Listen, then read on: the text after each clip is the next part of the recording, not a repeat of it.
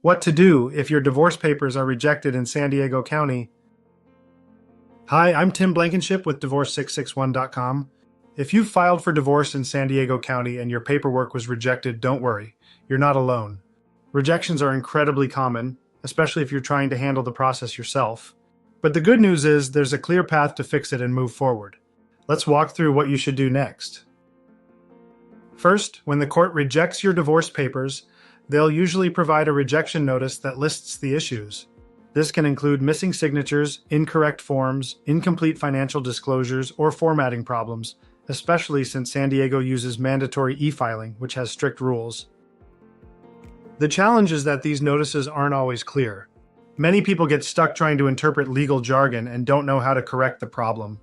And if you keep submitting incorrect forms, your case can be delayed by months, or even dismissed entirely. We recently worked with a client in San Diego who had their judgment rejected 3 times over minor technical issues. They came to us frustrated and confused.